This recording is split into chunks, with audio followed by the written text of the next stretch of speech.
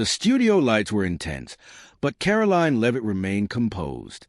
Across from her on the primetime panel sat Meghan Markle, sitting upright, her gaze sweeping over the cameras as if expecting support.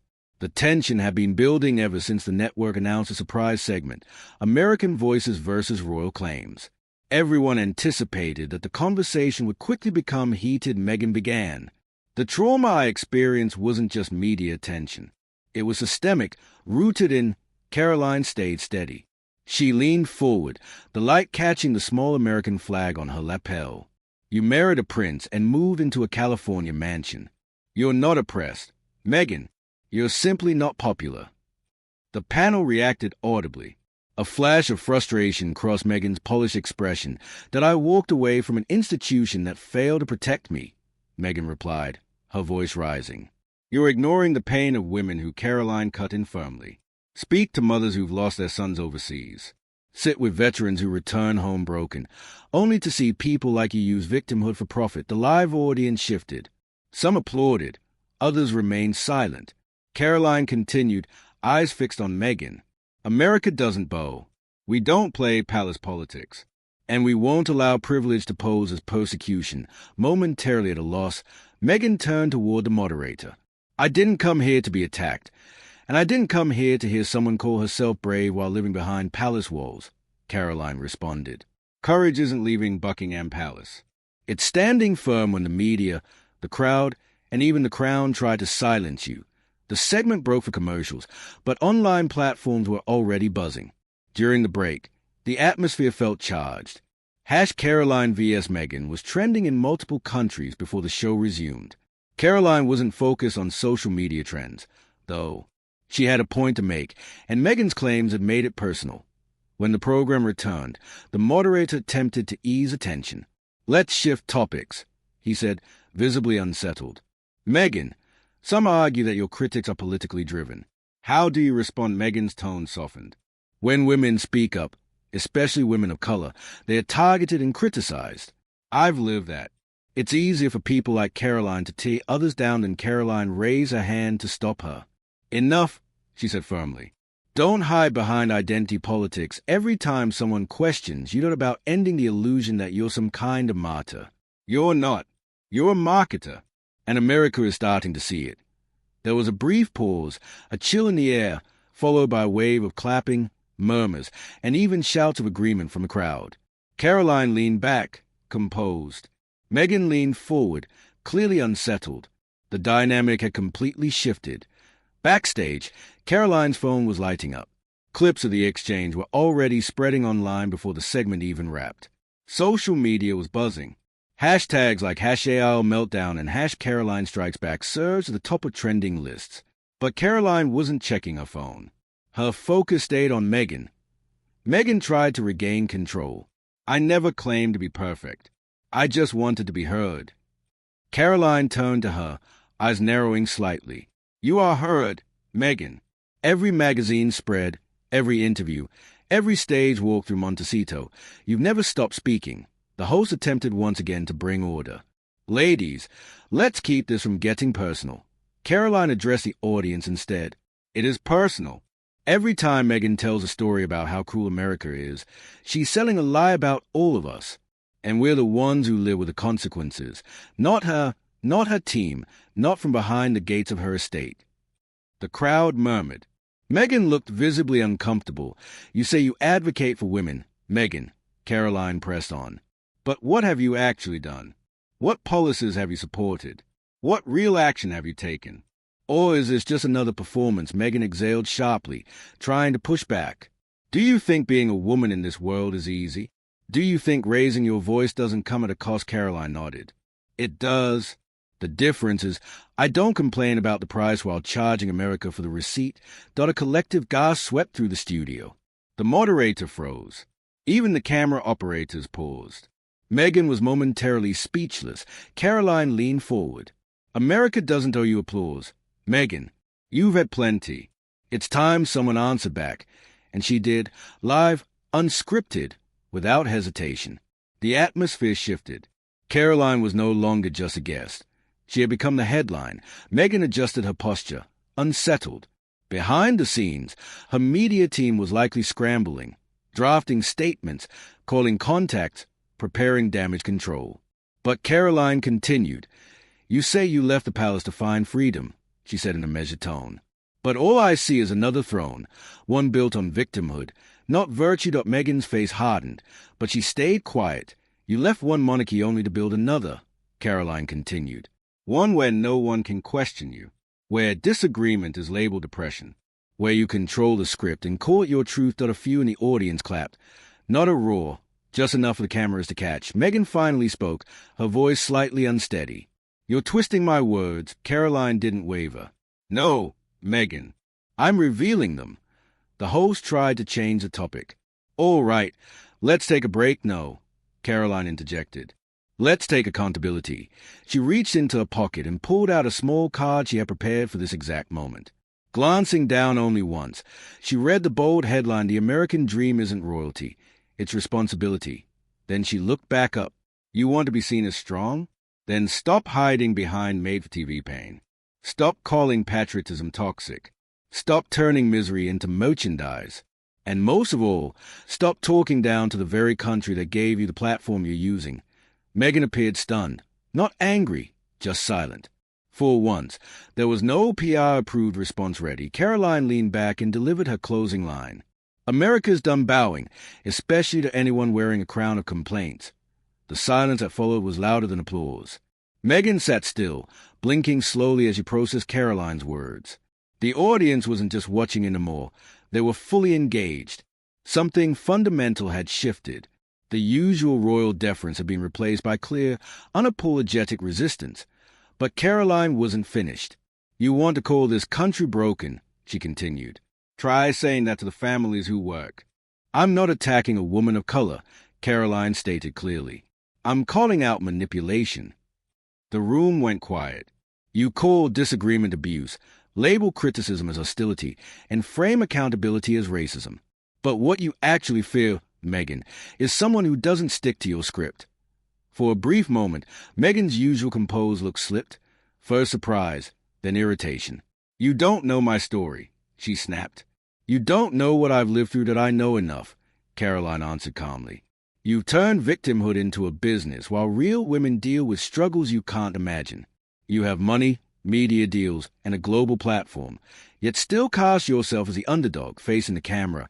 Karoline continued, "America is tired of being blamed by those who've never experienced hardship without royal protection. We won't apologize for being strong, successful, or unwilling to kneel." The audience broke into applause. Even the moderator hesitated, unsure whether to step in or let the exchange continue. Meghan clasped her hands, her expression stiff with polite frustration. But the moment had already shifted the conversation. Karoline wasn't just trending, she was reshaping the debate. Producers whispered urgently in earpieces. Meghan's team messaged in real time. Karoline, however, stayed focused, not for attention, but because truth outweighed optics. Meghan adjusted her blazer as if preparing for what came next.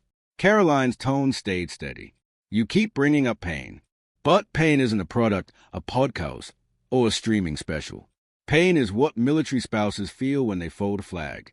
It's what families in small towns face when prices eat away their grocery budgets. You wouldn't last a week living the hardships you profit from." The studio reacted with sharp gasps. Meghan opened her mouth to reply, but Karoline continued. "I'm done hearing how hard your life is. You merit into royalty and still claim oppression, while working Americans struggle to fill their tanks. Save the lectures." The moderator tried to intervene. "Let's keep things civil." "No," Karoline cut in. "Let's keep it truthful. That's what's been missing. Every time celebrities attack this country while benefiting from it, the facts are pushed aside." Meghan finally spoke again, quieter now. "You don't know what it's like to face that kind of scrutiny, those threats, that hate." Karoline didn't blink. "Do you know who gets threats? Mothers at school board meetings, women who speak out during lockdowns, nurses who refuse mandates. They don't get security teams or multi-million-dollar contracts. They lose their jobs. You get magazine covers." Meghan blinked, caught off guard. Karoline's voice softened slightly but stayed firm. "This isn't about silencing you, Meghan. It's about giving your claims proper perspective 3 jobs just to keep a roof overhead. Not from a film set, but from a kitchen table covered in overdue bills. Meghan's lips parted slightly, unsure whether to speak or retreat. Karoline didn't pause. You had everything. Yet somehow, America still ended up apologizing to you. The tension was thick. The host glanced toward producers offstage, silently signaling for a break. Meghan seemed to wait for it too, but Karoline continued. You didn't escape a dictatorship, Meghan. You walked away from discomfort. You weren't exiled. You left by choice and then turned that choice into a business model. Gasps rippled through the audience. You call it healing, Karoline said. I call it Hollywood. Meghan finally responded. You have no idea what I've been through, Karoline nodded. You're right, I don't. But I do know what millions of women in this country face every day, without palace drama, media deals, or international sympathy. And they keep going. They stay strong. They fight. And they don't need to turn it into a documentary. Meghan looked down, adjusting her jacket, a rare flicker of vulnerability. Karoline's tone softened slightly. This country gave you a platform, Meghan, and instead of uplifting it, you used it as a prop. You cashed in on its flaws while ignoring its strengths. The audience, quiet until then, began to murmur. Some nodded, some clapped, others just watched. Karoline looked at Meghan one last time. Royal blood doesn't lead this nation. Character does. The line landed with weight. Karoline didn't need theatrics. Her words were sharp, deliberate, and clear. She turned to the camera, addressing viewers directly. That I want young girls in America to understand something, she said. You don't need a tiara to matter. You don't need a title to speak up. And you definitely don't need to act like a victim to be powerful. Meghan crossed her arms. This isn't about tiaras or titles. It's about being heard, Karoline nodded, not dismissively, but with resolve. And you have been heard, Meghan. Every podcast, every interview, every headline. The real question is, what are you doing with that attention? Silence followed. That I'll tell you what leadership looks like, Karoline continued. It's standing by your principles even when the media comes for you. It's raising your voice for others, not monetising their pain. Meghan's jaw tightened. You had the chance to inspire, Karoline said. Instead, you chose to accuse. The room felt taut, like a stretched rubber band. No one moved. No one breathed. Karoline turned back to the audience. This country doesn't owe you a stage. It gave you one, and you turned it into a complaint box. Someone in the crowd audibly gasped. Meghan shifted in her seat, visibly uneasy. Karoline wasn't gloating. She was grounded. Every word carried intention. Why America isn't perfect, she said. But it's not a tabloid. It's a promise. And that promise isn't kept by talk show tears or trauma stories. It's upheld by the people who show up, speak up, and stand tall every single day. Without cameras, the crowd stirred, then broke into applause. A few even rose to their feet. Meghan blinked rapidly, fighting back something. Emotion, pride, maybe anger. No one could tell. Karoline cast one last look across the stage before turning back to the audience. Being royal isn't about birthright, she said. It's about backbone.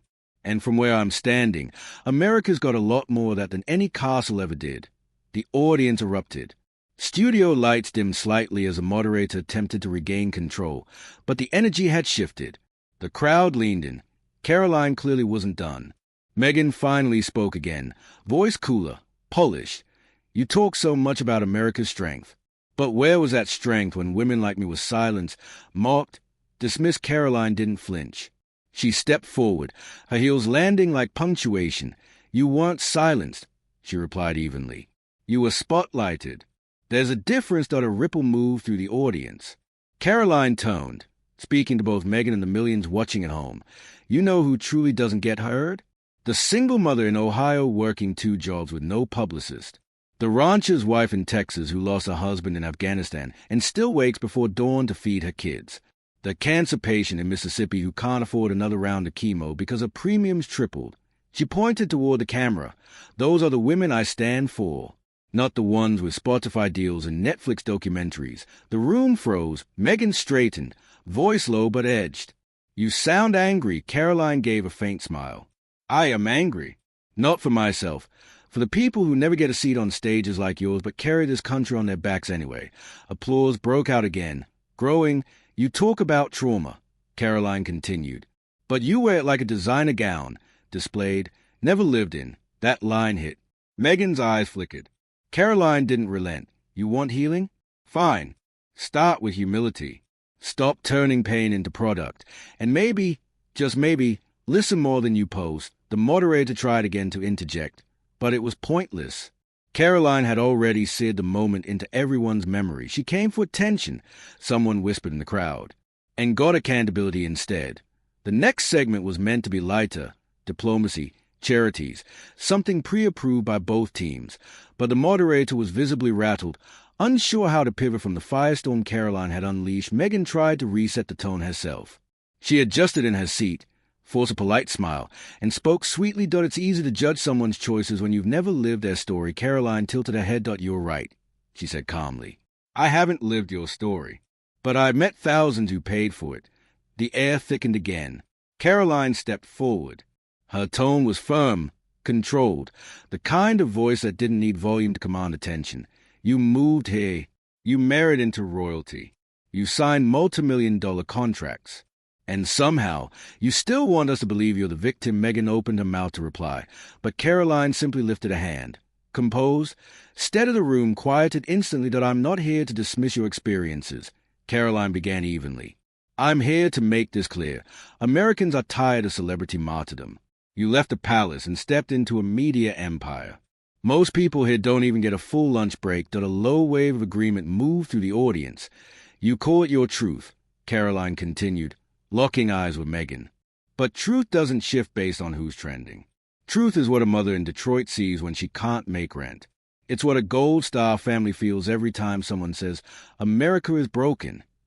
Meghan's composed facade started to waver, but Karoline didn't press. She stepped back slightly, letting her words land. America isn't broken, she said. It's bruised, and it's tired of being gaslit by people who mistake criticism for oppression. The silence that followed was heavier than applause. In that stillness, one thing became unmistakably clear. Karoline hadn't just debated. She'd voiced what many had felt but hadn't said aloud. The moderator hesitated, unsure how to proceed. Cameras searched for Meghan's reaction, but she remained still, not from fear, but calculation. She'd handled the press, royalty, and scandals, but this wasn't tabloid theater standing across from her now. It was conviction. Karoline spoke again, quieter but sharper. You know what hurts more than your interviews, Meghan? The silence. The silence when veterans are ignored while celebrities profit from victimhood. Meghan looked up, blinking rapidly. I'm not against healing, Karoline said firmly. I'm against hypocrisy. She turned to the audience, not just those in the studio, but the millions watching at home, scrolling, waiting for someone to articulate what they felt. You're told to care about what's trending. But trends don't buy groceries. Viral clips don't rebuild towns. Hashtags don't raise children. We don't need more palace drama package as moral leadership. Then she turned back to Meghan, her voice calm, steady, the sound of someone fully grounded. You say America doesn't understand your pain. Maybe not, but maybe you don't understand ours. A beat passed. Then came the final line, soft in tone, piercing in substance. You wanted a crown and a cause. But America isn't searching for queens. It's searching for fighters. The room erupted. Even those who disagreed couldn't deny the gravity of what they'd just witnessed. This wasn't merely a confrontation. It was a cultural pivot, one where polished narratives gave way to real, unfiltered grit. In that moment, Karoline Leavitt didn't just challenge a storyline. She ended it. She didn't need royal titles, glossy interviews, or carefully staged narratives.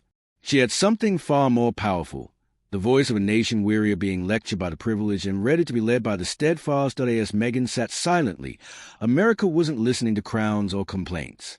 It was listening to truth, delivered without apology, because in the real world, influence isn't inherited. It's owned, and Karoline Leavitt had just earned hers again.